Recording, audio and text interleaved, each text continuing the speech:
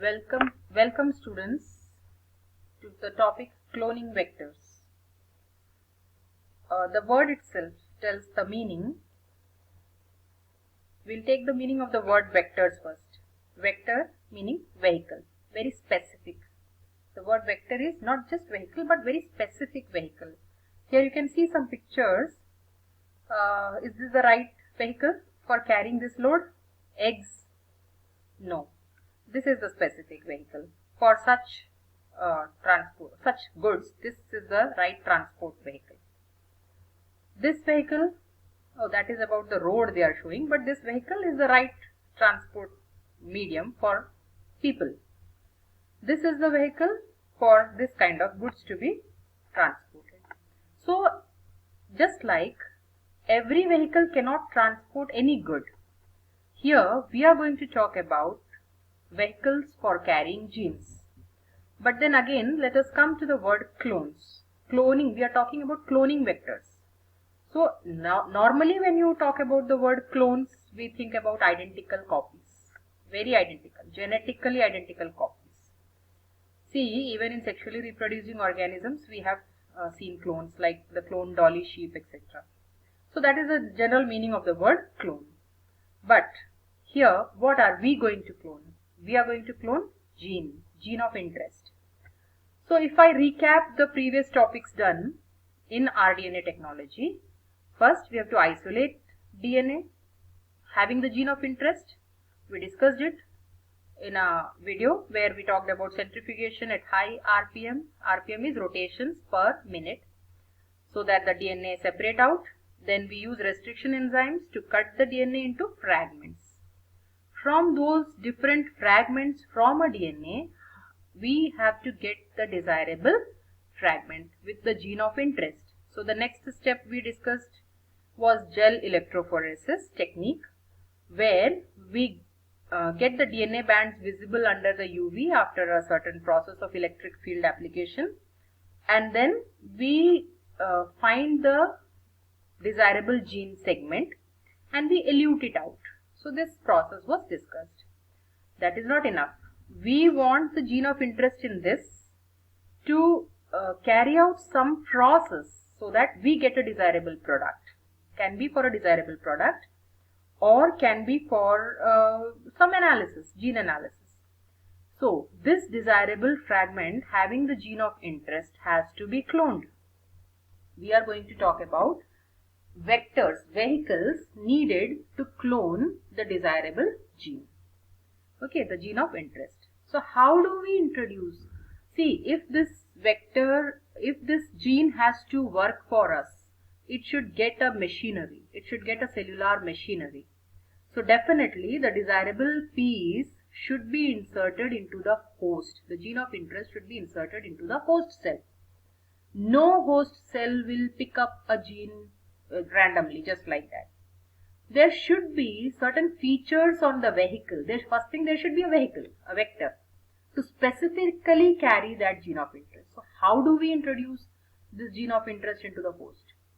Because then that host cell has to be cultured so that we can get product harvested by the gene coding for that product. The gene will express in the host only. Okay, so how do we deliver it?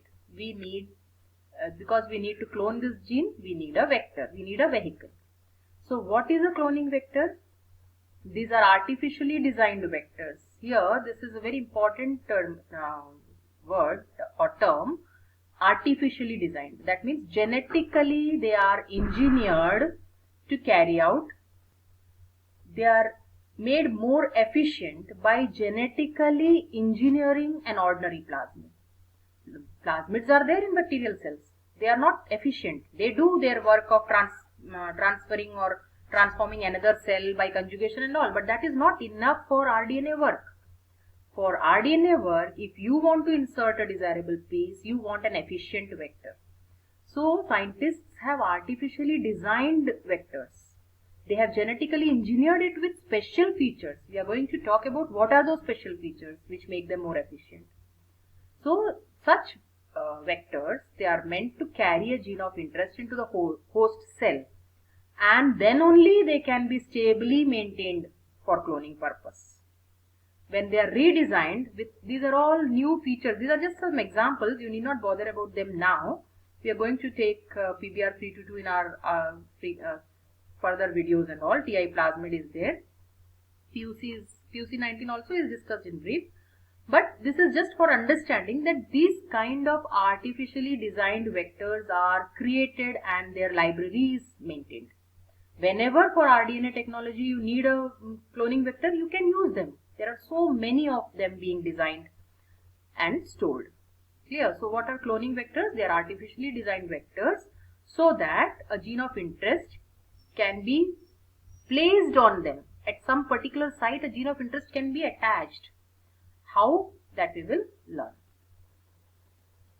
Now, what is the role of that cloning vector? See, suppose this is a plasmid vector. We are using, I have just shown a simple cloning vector, but we have to think of a designed one, artificially designed one. So it has to carry a gene of interest. Okay. To deliver it, how it carries? It is ligated here. It is pasted here by removing or by opening up, not exactly removing, by opening up a space to fit the insert. And then there are techniques of introducing it into the host cell. We will learn it in making the cells competent to accept rDNA. So this is called an rDNA, recombinant DNA. We have discussed this in introduction part. So the DNA fragment of your interest is attached to the plasmid vector, it becomes rDNA. There are methods of introducing it into a E. coli cell or any host cell. We here take example of bacterial cell, and then culturing it in a culture plate. When it is cultured, it will make progenies. All the progeny formed from this recombinant cell, that means the cell having your recombinant DNA, will also have those desirable genes. So when the culture plate has the progeny cells all having the same insert that you had given, you can harvest the desirable product through processing. You can harvest the desirable product. Suppose you have given human insulin gene, you can harvest insulin. Okay, by culturing them and by the complete upstreaming and downstreaming process, you can harvest the product. So that is why we use a cloning vector to deliver a desirable piece so that you get your desirable product. That is one thing, because you may get the desirable product when the colony is expressing that gene of interest. Expressing means making that protein, coding that gene which is coding will give the desirable product through processes called transcription and translation, that is protein making processes. Okay, but if it is not for getting a desirable product, you may subject these cells, these recombinant cells, to disruption. You can break open the cells so that you get all the genes that are cloned, the number of copies that have been formed of your insert, and you can maintain a library for later purpose, some for research purpose, analysis, etc. So that is why we do cloning of gene, either for obtaining product or for maintaining them as a library. There are other methods also. If it is not for product, there are other mechanized methods also, but for product we have to culture them in the host, and so we need a vector. Otherwise we don't need a vector. If it's a mechanized process just for getting the gene of interest for analysis and all, it is not necessary that we need a vector to insert it. Only to insert it in the host cell we need a vector. Okay, now so we need an efficient vector. As I said, we don't need the simple, we cannot use a simple plasmid for such genetic work, rDNA work. We need to highly modify them through the process of genetic engineering. And the commonly used vectors used for rDNA technology to carry a gene of interest is plasmids found in the bacterial cell. They are isolated. So the scientist, the geneticist, they isolate it and they genetically engineer it by additional features as shown in these patches. Can you see some of the patches there? Red, purple, green, yellow. These are new features added, each meant for a specific purpose, which we will discuss further. So such features are added, otherwise the simple plasmid is not so efficient for rDNA technology. So this way, when you redesign it, you call it cloning vector. They are meant for cloning purpose, efficient work they do. So they are redesigned with new features to increase their efficiency. So one is plasmid, which are normally used as cloning vector after being redesigned. Then we have bacteriophage. Bacteriophages are viruses. You know the life cycle of a bacteriophage. They multiply only when they get a bacterial cell as a host. Viruses otherwise are non-living. When they don't get their host, they are non-living. So they need a specific host. So a bacteriophage is a bacteria eater. That means it survives inside a bacteria. It multiplies, forms all its progeny inside a bacterial cell. How? It delivers its genome, DNA or RNA, whatever, it delivers it into the bacterial cell. And in the bacterial cell, it starts its life cycle. So normally, how does the bacteriophage complete its life cycle? I'll just brief it here, though it should be known to you, but I'll just brief it. Scientists understood this basic nature of bacteriophage life cycle. That is, it carries out two types of or two modes of life cycle. It could be lytic cycle, lytic meaning breaking down, or it could be lysogenic cycle. That means in lytic cycle, the cell in which the phage is growing, multiplying, the cell will break. Whereas in lysogenic cycle, the cell will not break. It will continue to survive and divide with the viral genome in it. So when scientists understood this basic method of their life cycle, what they did is the genome of the bacteriophage was altered in such a way that portion of the gene needed for this lytic cycle was removed, and in its place a gene of interest could be given.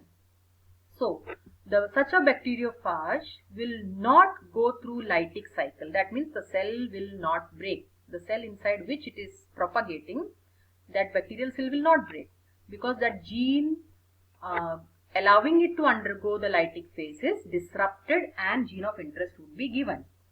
So what is the way left now? Such a cell, such a genome of the bacteriophage will carry out only the lysogenic phase. That is, the gene of interest incorporated into the bacterial cell will replicate and the bacterial cell will divide so that each of the progeny cells will get the gene of interest. So this basic idea was used. You can see here a bacteriophage genome is isolated. The piece is cleaved in its place. This is the gene of interest. The gene of interest is added there, ligated there, given back to the bacteriophage, and the bacteriophage allowed to infect the bacterial cell. So see, colonies of the genome with the gene of interest. So this is how the progeny of the bacteria will have all the gene of interest which was brought into the first parent cell. So every cell resulting from this bacterial cell after division going through lysogenic phase will have your gene of interest, which you can use for further purpose. Now in the next video we will talk about what are those features added to cloning vectors. Okay, thank you.